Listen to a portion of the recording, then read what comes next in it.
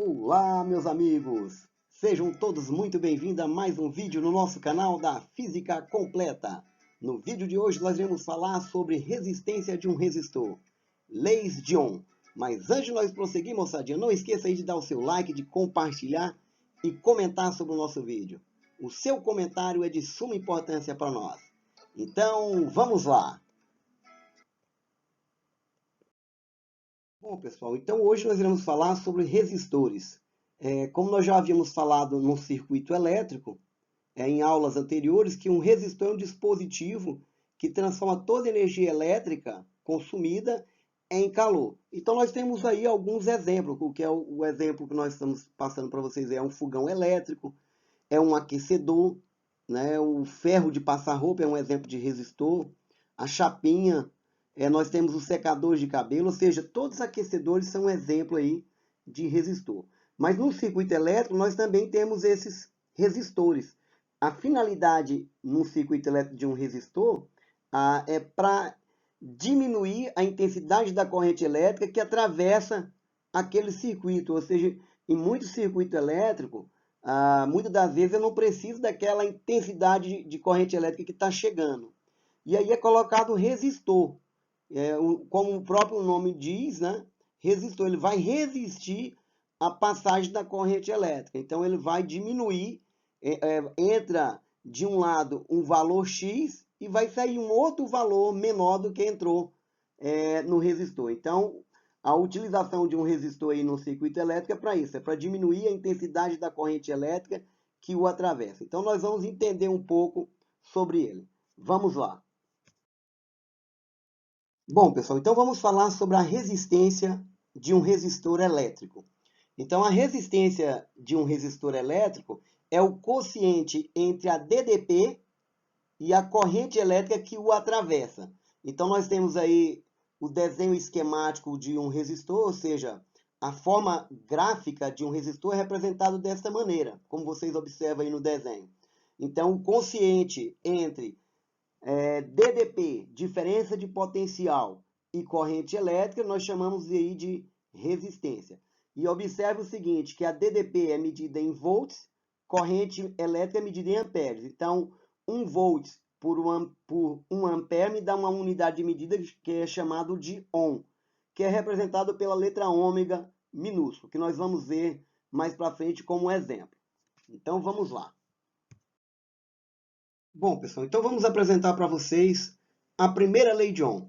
A primeira lei de Ohm fala que a intensidade da corrente elétrica que atravessa um resistor é diretamente proporcional à tensão elétrica, ou seja, ele observou que quanto maior fosse a tensão elétrica, maior era a corrente elétrica. Vamos para algumas observações da primeira lei de Ohm.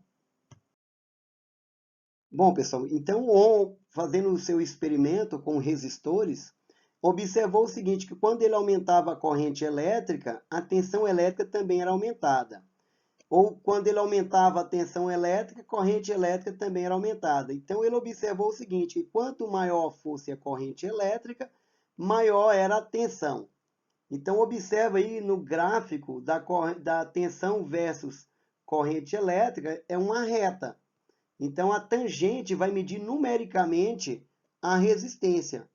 Ou seja, tendo um gráfico da tensão versus corrente elétrica, eu consigo encontrar aí a minha resistência. A resistência nada mais é do que a tensão dividido aí pela corrente elétrica. Bom, pessoal, então vamos para um exemplo de aplicação da primeira lei de Ohm. Então diz o seguinte, um resistor sob tensão de 80 volts é percorrido por uma corrente de intensidade 5 amperes. Calcular a resistência elétrica desse resistor. Vamos então para a montagem do problema. Vamos lá. Bom, pessoal, vamos pegar os dados então aí, para que nós possamos aí fazer o exemplo enunciado anteriormente. Então, dados fornecidos é tensão elétrica, que é 80 volts, e a corrente elétrica de 5 amperes. Utilizando então a primeira lei de Ohm, que é tensão dividido pela corrente, tensão 80 volts, corrente 5 amperes. Então, 80 dividido por 5 dá 16. E volts dividido por ampere me dá uma unidade de medida chamada de ohm, que nós representamos aí pela letra minúscula, a letra grega ômega. Então, em homenagem ao cientista George Simon Ohm, é dada a unidade de medida, né? Que nós vamos ler então, resistor de resistência 16 ohm. Bom, pessoal, então voltando para as leis de Ohm, então a primeira lei de Ohm nós enunciamos anteriormente e verificamos que a corrente elétrica era diretamente proporcional à tensão elétrica. E Ohm, trabalhando com os materiais, ele viu que os fios condutores também apresentavam uma certa resistência. E essa resistência dependia tanto do comprimento do fio condutor, como também da área da seção transversal. E também dependia de que tipo de material que esse fio era formado, que levou ele a formular a seguinte questão, que a resistência de um fio condutor era diretamente proporcional ao comprimento do fio e inversamente proporcional à área da seção transversal. Bom, pessoal, então vamos para o experimento da segunda lei de Ohm. Ele pegou, então, dois fios condutores, dois fios de materiais diferentes. Esses fios apresentavam o mesmo comprimento, a mesma área da seção transversal. E quando ele foi medir a resistência elétrica desses fios, ele observou que esses fios apresentavam resistência diferente. Então, ele chegou à seguinte conclusão, que a resistência de um fio dependia de que material esse fio era formado, que vai ser representado aí essa particularidade pela letra Rho do alfabeto grego, que para nós vai significar resistividade. Então, a resistividade é uma particularidade de cada material existente na natureza. Bom, pessoal, então vamos continuar aí o experimento de Ohm. Então ele pega agora dois fios, de novo, de mesmo material, só que agora os fios eram feitos de mesmo material, tinham a mesma área da seção transversal, só que o comprimento do segundo fio era metade do comprimento do primeiro fio. E ele, ao medir a resistência desses fios, notou que o fio maior tinha uma maior resistência em relação ao fio menor. Ele observou o seguinte, que a resistência do primeiro fio era o dobro da resistência do segundo fio. Então, estava provado aí que a resistência era diretamente proporcional ao comprimento do fio. Maior o comprimento do fio, maior é a resistência. Bom, pessoal, então dando continuidade ao experimento de Ohm, ele pegou aí dois fios de mesmo material, mesmo comprimento, só que áreas diferentes. Ele pegou o segundo fio com uma área duas vezes maior do que a do primeiro fio. Então ele observou que ao medir a resistência deles, verificou que o fio 1 tinha uma maior resistência do que o fio 2. Notou que a resistência do fio 1 era duas vezes maior do que a do fio 2. Então ele observou o seguinte, que a resistência ela era inversamente proporcional à área da seção transversal. Quanto maior fosse a área da seção transversal do fio, menor seria a resistência.